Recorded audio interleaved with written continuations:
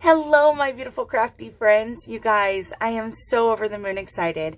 Real quick, if you hear any banging in the back, we're having some work done on the house. So please excuse that. However, I hit 200 subscribers. Yay! So my entry to Carolina's Craft Birthday Challenge actually put me over the mark. I am so excited.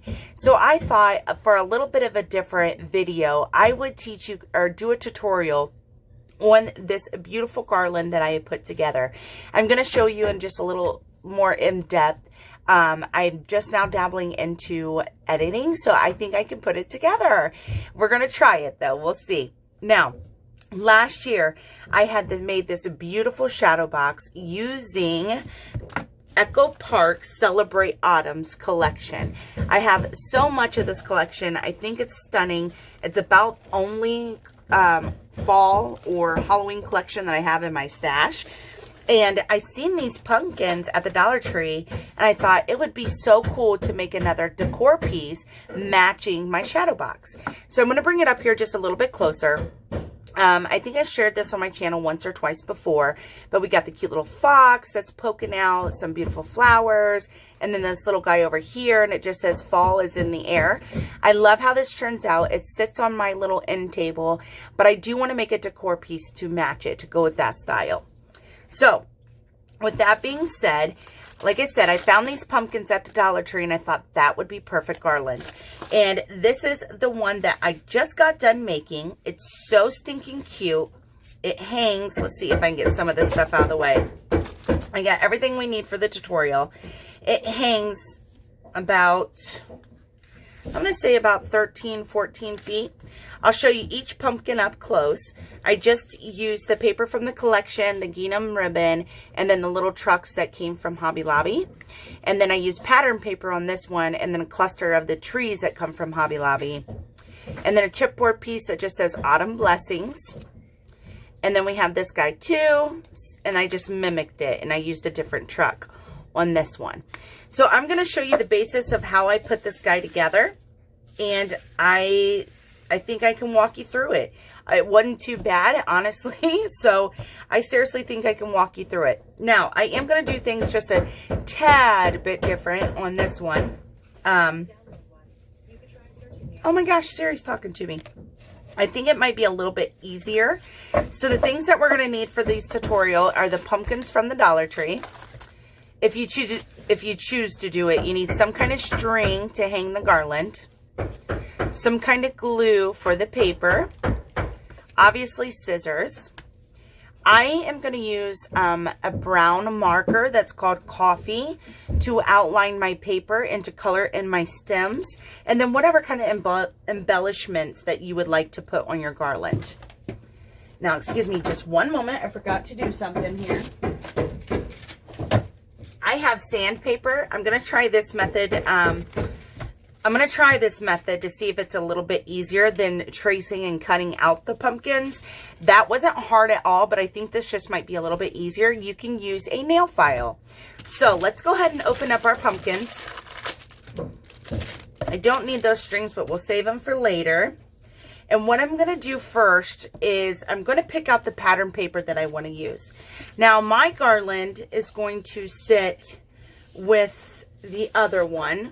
I like this pattern paper, and I think that it goes good with this, or let's pick it out together here. Let's see. Oh, isn't that cute?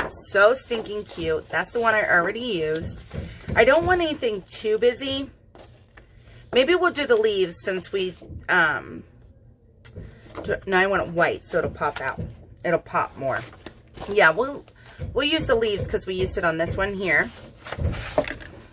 So we use the leaves, and then I'm going to get the solids out because I don't want too much pattern. I don't want it to be too busy. So let's go ahead and use the colors that we used before. So we'll do the orange and the teal, which I already have it cut from using it on the other garland. And I'm going to, there's a burgundy. Yep, I want to use this burgundy. All right, so I have my paper that I want to use. So I'm going to use burgundy and the teal instead of the orange and the teal and the leaves. Now I do have the 6x6 pad, but this pad is so loved. Y'all, look at this. It is so loved. Love it, love it. All right, I'm going to put this garland to the side so we have it handy for reference. And I'm going to try to do this project fairly quickly. It is a quick project. It didn't take me long at all. So our pumpkins to the widest is, I can cut 4 by 3.5. So I'm going to cut 4 by 3.5. And I'm going to show you what I'm going to do for this. Now, I got to decide. I think I want, since I have 2 of the teal and 1 of the orange, I think I'm going to do 2 burgundy. We have that green color too. So I'm going to cut my paper at 4.5.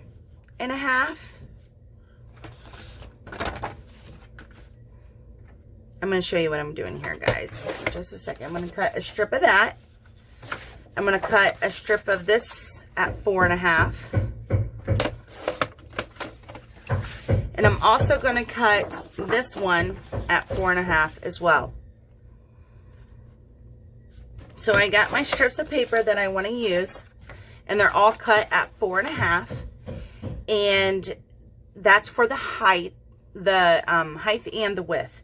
Now on this one, I'm going 2 of these, so I'm going to cut it at 4.25. Will that be enough to cover it? That's actually a little too much. So let's just cut it right at 4. Okay, there we go. So at 4.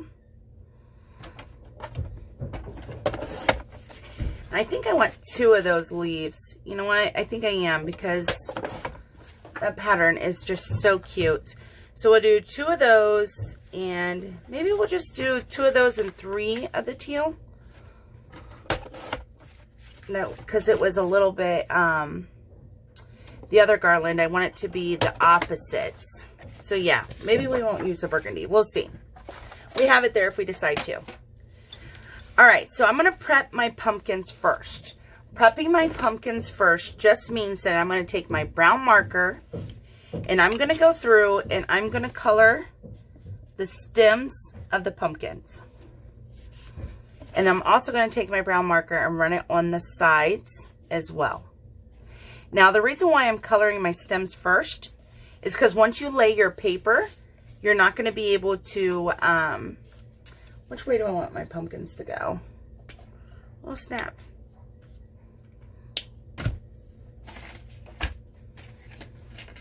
On this garland, I tell you what, I'm going to leave this set right here for reference. All my pumpkins are facing that away. Okay, so actually, you got to pick which way you want your pumpkin to face. And then color the top of the stems with a brown marker on whichever way you want your pumpkin to face. Real easy. Take your marker, run it along the edges here on every one of them. The reason why we're coloring them first, the reason why I am, is because coloring it first allows me to lay my paper and I don't have to worry about getting marker on my paper.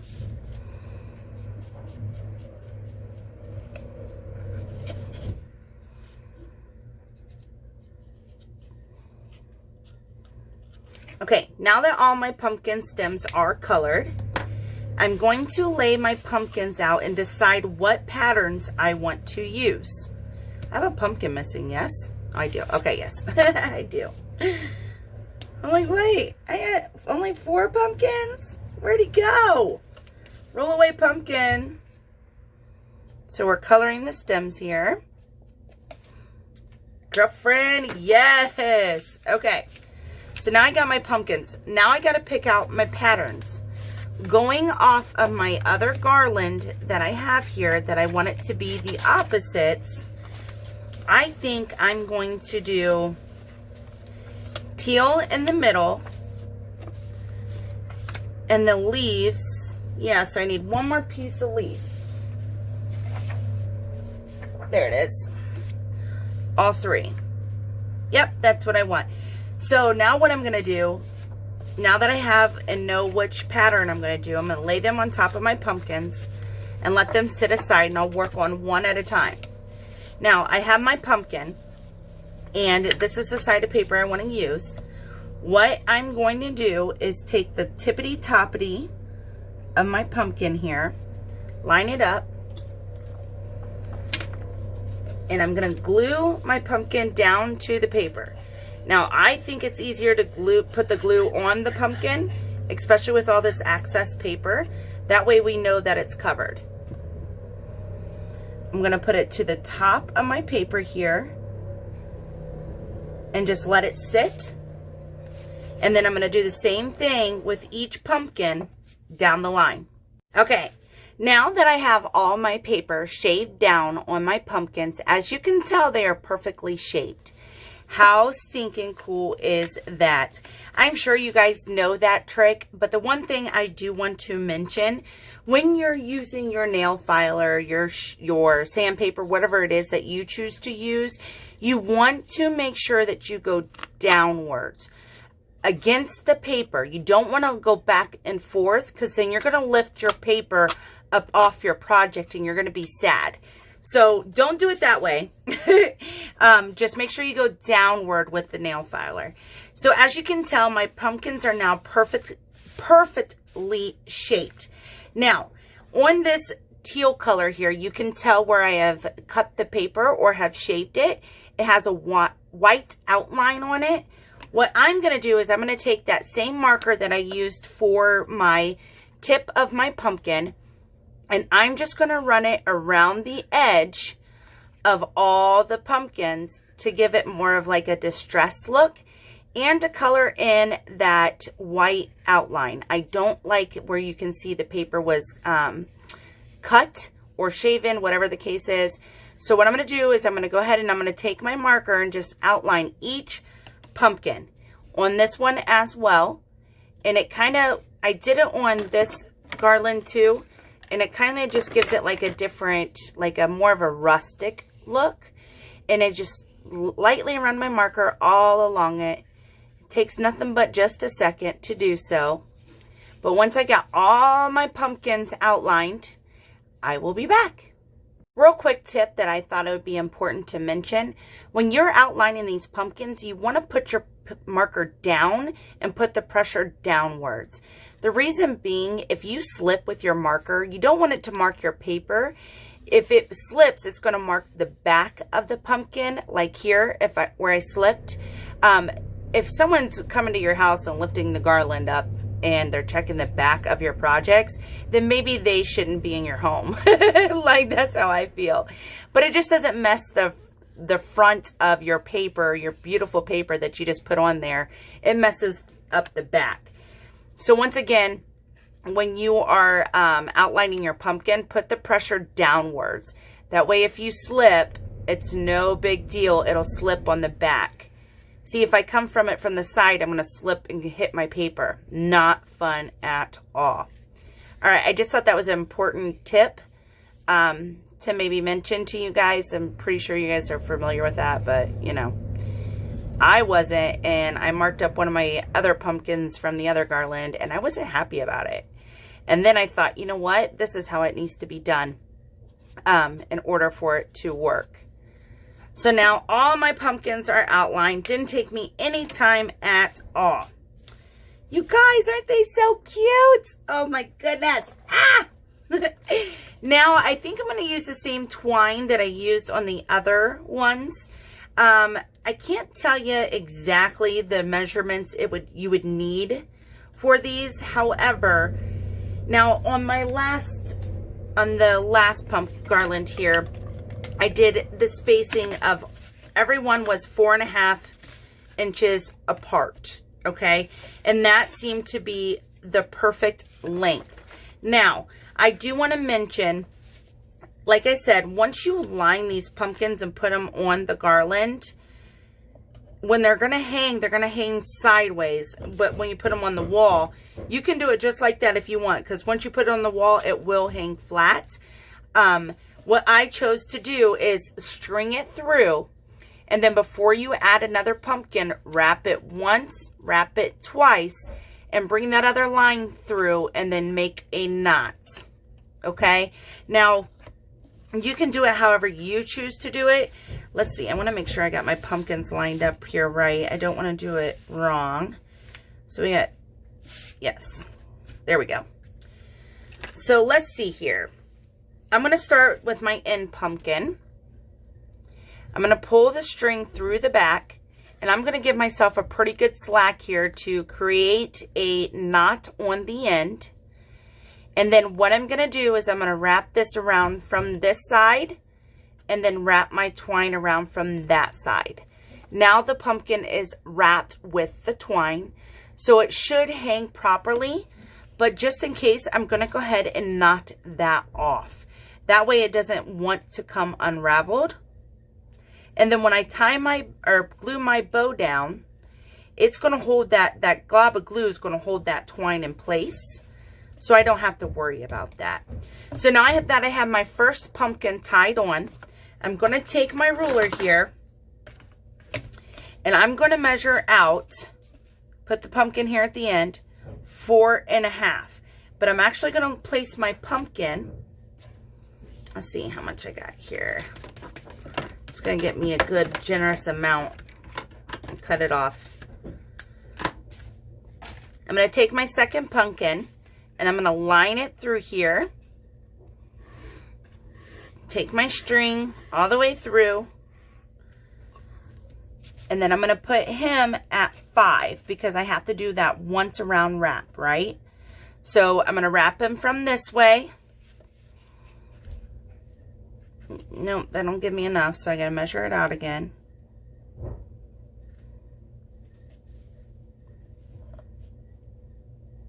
Okay, now that it's measured out again, I'm going to wrap him around here once, take that twine, and make a knot. And you guys, this probably is an unnecessary step, to be honest with you. I probably could just put them on there. I kind of want them to stay in their places. So now we're at 4.5. Okay. How is that enough width with these guys? Yep, just about. Okay. Doesn't have to be perfect. Homemade is not perfect. In my eyes, anyways. Now I'm going to take another leaf guy. I'm going to string a leaf on here. I have way too much string here. Way too much twine. Oh, well. Ain't no thing but chicken wing, baby. There we go. Put them all the way down. Line this pumpkin up. Take them to 5 inches. Wrap it around. I really want it to match with my other garland though. So let's make sure that I'm not overdoing it here. It's about the same width. Yep, about 5 inches. Wrap it around and then make that knot. All right, guys, I'm going to get the rest of my pumpkins on my string and I will meet you back here for the fun part, which to me is decorating. Yay! All right, I'll be right back. All right, guys, so I got all 5 pumpkins on the string and they're perfectly aligned. And they look good enough to me. So what I'm going to do next is I am going to take on each side, on each end of the side. I'm going to see what I did on my other one because I just eyeballed it. But I need about 5 inches. So I'm going to take the end of the string and I'm going to measure out 5. And then I'm going to take it here. And then I'm just going to make a loop to where it allows me to hang it and then knot that loop off, okay? And that's what I'm going to do on each end and then snap off the excess. Once again, I'm going to measure about 5 inches from the pumpkin to the end of the string. Go ahead and make a loop where that 5 inches is. Make a knot on that loop so that I can hang it off and cut off the excess. Ta-da! Okay, so that allows us to hang the garland on each end just by tying a loop right there. So you can hang it from a tack, you can hang it from whatever you would like. Now, okay guys, so I have found a couple cute little garlands that I forgot I had. So I have this garland here that kind of goes with it, and I thought would shabby this up just a little bit more. So I'm going to glue this to each pumpkin, and I'm going to do it on this one and not that one. I believe I'm going to leave this garland here as it sits. I like the way that it turned out. I like this, the symbolistic look to it. And I think they're not going to be hung together. I believe I'm going to hang them separately. So let's focus on this. I'm going to go a little bit of a different route on this garland. I did take one of my chipboard pieces here, and I just hot glued it to a burlap banner that I created, and I'm going to use this as my centerpiece here. Now, I did find that garland. I think that would be cute. I pulled out some of my fall sprigs that I have collected over the years, some of my leaves and all that fun stuff. I got this pick here that I can incorporate that matches the other picks. A couple little acorns. I don't know. I'm just going to play around. But you guys got the gist of how to make the garlands with the Dollar Tree pumpkins. If you want to stick around and see me decorate it and how my brain works, feel free to do so. But if not, then you guys want to stick around and see how I decorate it, then here we go. Those would be kind of cute, huh? Let's see. Let me grab my flowers, because your girl loves her flowers. So I have all sorts of different colored flowers here. I got my flower box. And these are not my Prima flowers. These are just other flowers. So flowers that will go with this collection. All I've done is I took chipboard and lined it with paper and just made sections in this 12 by 12 case. And it's pretty cool because then I can sort them by color. So there's no pink in this. We have some mustards, some browns. Let's use some browns. We'll pull out some burgundy, some reddish. I don't really want to do yellow. Here's some more browns. Here's another little mustard. And I really want flat. I don't want anything two-dimensional. So we got a couple of flowers to choose from. And let's throw a couple of whites out. Let's see, some whites with some brown centers. That would be cute for a pop of color, or pop. And maybe a couple of these. Okay, so I pulled the flowers that I think would go with the collection. We'll set this aside. So for this, the fall is in the air. I think this would be cute with 2 acorns maybe. That one's a little too big. Let's try this one. 2 acorns out the side. That is cute. Or I have my leaves from Hobby Lobby. Ooh, I like that. Yes. What do we think? Do we like that? Oh, I love that. Okay. So that one is a yes. We'll leave that there before we glue it down. Does anybody else just use hot glue for everything? I know I do. I do want to incorporate these little trucks because they are adorable. They're so stinking cute. And I like that they pop on the teal background. And then for the leaves here, we could do, let's see, 2 flowers here, kind of off to the side, and then have them cupped with leaves, maybe. Have a couple of leaves on there. Let's see, what other colors do I have in here? Gray. I hope I'm in frame. That would be cute.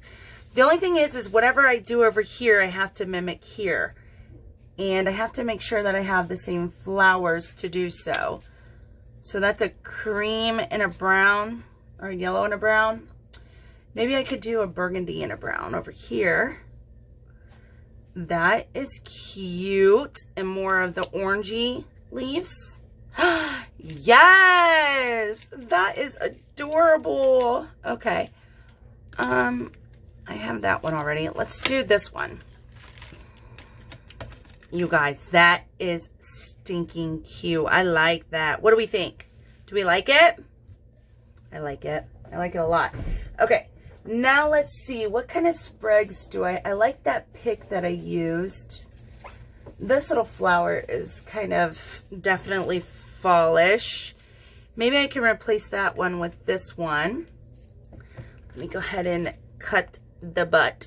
You always got to cut the butt off, right? Because I want it to lay flat. Yes, yes, I like. What else we got over here? I have these like peachy.